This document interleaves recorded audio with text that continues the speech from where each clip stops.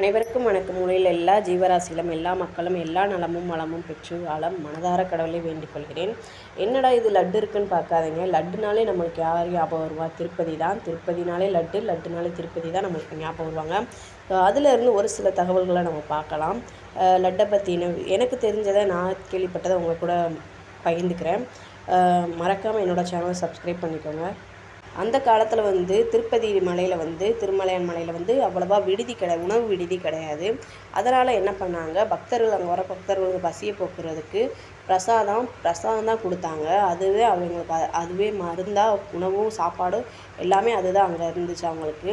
அந்த பிரசாதத்துக்கு கிபி ஒரு 1445ஆம் ஆண்டில் திருப்பொங்கம் அப்படின்ற பேரில் பிரசாதமாக வழங்கப்பட்டுச்சு. அப்புறம் அது எளிதில் கெட்டு போகாமல் இருக்கிறக்காண்டி சுயம் வழங்கினாங்க. அதில் திருப்பி 1945 அப்புறம் அப்பமா கொடுத்தாங்க. அப்புறம் 1440 வடையாக கொடுத்துக்கிட்டு இருந்தாங்க. அதுக்கப்புறம் காலப்போக்கில் மாறி 1547 என்ன பண்ணாங்கன்னா மனோரகம்ன்ற ஒரு இனிப்பை பிரசாதமாக கொடுத்துக்கிட்டு இருந்தாங்க. அதுக்கப்புறம் காலப்போக்கில் என்ன பண்ணாங்கன்னா ஒரு மதசார அரசு பிரசாதமாக 1803 ஒரு இனிப்பு வகை அதாவது பூந்தியை கொடுத்துக்கிட்டு இருந்தாங்க. அங்கே விற்பனையை செய்ய ஆரம்பித்தாங்க. அதுவே காலப்போக்கில் அந்த பூந்தியவும் லட்டா பிடிக்கப்பட்டு லட்டா பிரசாதமாக கொடுக்க ஆரம்பிச்சிட்டாங்க. திருப்பதியில் அன்றாட பிரசாதம் வழங்குறதுக்கு காரணம் லட்டை பிரசாதம் வழங்குன பெருமை யாரை சேரும்னு பார்த்தீங்கன்னா கல்யாணம் ஐயங்கார் என்பவரை தான் சேரும். அவரோட இயற்பெயர் பார்த்திங்கன்னா ஸ்ரீ பூமான் பூதேரி பதங்கி அப்படின்னு சொல்லுவாங்க. ஸ்ரீனிவாசன் அவர் என்ன பண்ணாருன்னு பார்த்தீங்கன்னா அவர் இந்த மாவட்டம் காஞ்சிபுரம் மாவட்டத்தில் பூதேரின்ற ஒரு கிராமத்தில் இருந்தாராமா. அவர் திருமலையில் பெருமாளுக்கு கைங்கரியம் செஞ்சுக்கிட்டு இருந்தாராமா. அவர் தான் லட்டு பிடிச்சி கொடுக்க செய்ய இந்த மாதிரிலாம் பண்ணிக்கிட்டு இருந்தார். அதுக்கு திட்டம் லட்டு பிடிக்கிறதுக்கு தேவையான பொருட்கள்லாம் திட்டம்னு சொல்லுவாங்க.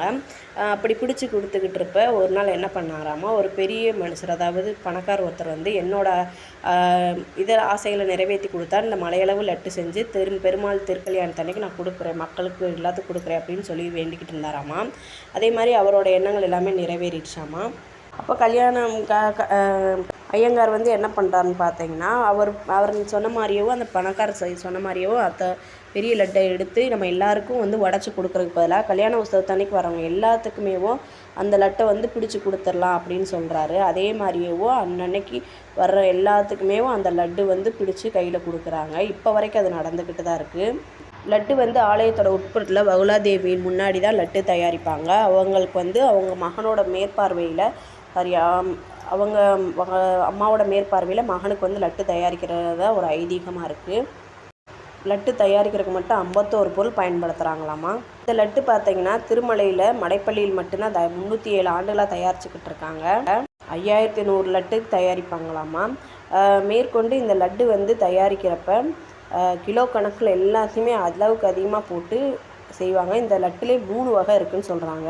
அது என்னென்னு பார்த்தீங்கன்னா ஆஸ்தான லட்டு, கல்யாண உற்சவ லட்டு, புரோகிதர் லட்டு அப்படின்ற ஒரு 3 வகையில் இந்த லட்டை பிரிக்கிறாங்க. இந்த 3 வகையான லட்டுமேவும் அடிக்கடி தயாரிக்க மாட்டாங்க. அந்தந்த விசேஷத்துக்கு ஏற்றாப்புல தயாரிப்பாங்க. ஒருத்தர் எவ்வளோ தொலைவில் இருந்தாலும் அவருக்கு நினச்சோன்னே லட்டு கிடைக்காது. அது பெருமாள் தான் நினைக்கணும், இவ்வளோ எனக்கு அவருக்கு இந்த லட்டு போய் சேரணும் அப்படின்றத. உண்மையிலேயே நம்ம பக்கத்தில் யாராவது திடீர்னு எதிர்பாராமல் அந்த பிரசாதத்தை லட்டு கொடுக்குறப்ப அவ்வளோ ஒரு மகிழ்ச்சியாகவும் சந்தோஷமாகவும் இருக்கும். உண்மையிலேயும் அது பெருமாள் பார்வை இருந்தால் மட்டும்தான் நடக்கும்னு சொல்லுவாங்க. நன்றி.